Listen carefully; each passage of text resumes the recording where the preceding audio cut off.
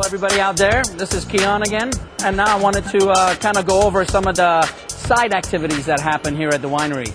As you can see, we don't have any activity as far as crushing is going on. We are in the middle of June, so at this point we are what you would consider downtime, so to speak, since there's no real harvest activity. But what happens at this point is other components in the winemaking cycle, particularly with red wines, and one big one is racking.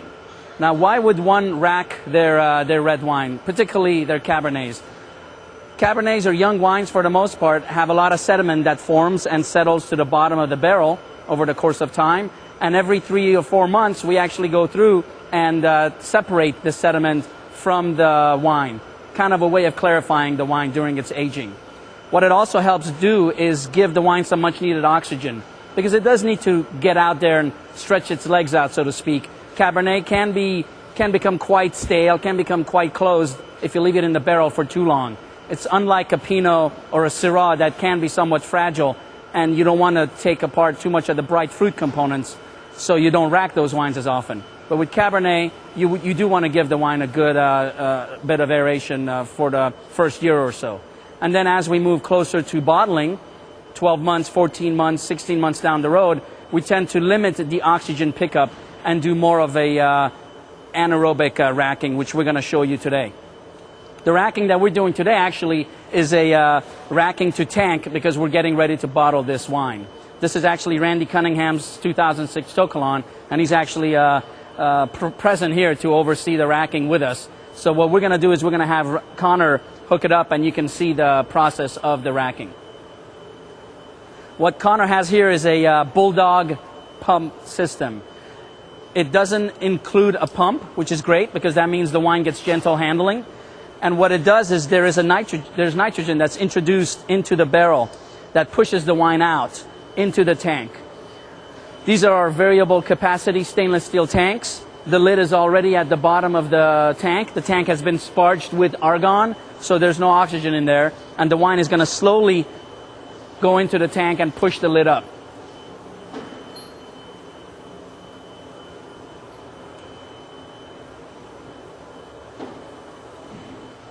So this is our stainless steel tanks that we're using as we're doing the rackings, particularly as we get ready for bottling. These are the tanks that we use for bottling. And the lid that you see right here, it's actually at the bottom of the tank at the beginning of the racking. And as the wine is going into the tank and filling it up, the lid raises up nice and slowly. Keeps the oxygen pickup at a minimum, because we do sparge the tank with argon at the beginning, so there's very little oxygen pickup in the wine, which is imperative as you get ready for bottling. So as I was mentioning, there's the two different rackings that we do. We do the aerative racking, which we can do by gravity, and that's where we bring the forklift, lift the barrels up, and actually siphon the wine from one barrel to the receiving barrel. And the other type of racking is the racking by nitrogen, which basically limits the oxygen pickup, but again maintains that softness or that gentle handling of the wine. A lot of our rackings for Cabernets are done barrel to barrel. What we have in our program here at Crushpad is a rotation program when it comes to barrel aging of Cabernets and Syrahs, for that matter, pretty much all our red wines. And with the rotation program, a particular client's wine starts in one type of barrel, and then as it gets going through its racking cycle, will then get transferred to another type of barrel, whether it's another new barrel or whether they want to go into a once used or neutral, depending on the amount of oak complexity they want in their wine.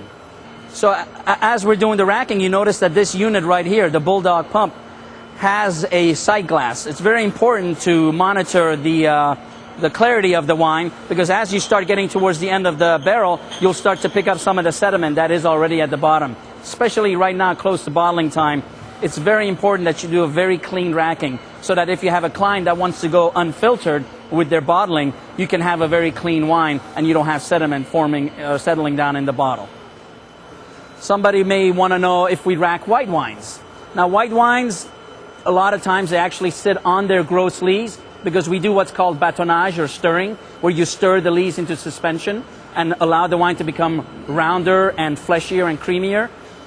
So a lot of times you don't want to separate the wine from the lees. You want to keep the contact with those gross lees. right from the beginning or towards the end of fermentation. And you also don't really want to give the white wine a lot of air. So you really limit the air exposure. So for the most part, we really don't do any rackings with white wines. So once the racking is finished, whether we're doing barrel to barrel early in the wine's life or as we're getting ready to bottle the wine, we do the topping with the same variety and vineyard so that we can maintain the consistency and the integrity of that wine. Keon, I'd really like to thank you and the whole team here at Crushnet for working with our 2006 To Kalon barrel. It's been an absolute adventure. It's been quite a learning experience, and we really, on behalf of our entire barrel team, we appreciate it.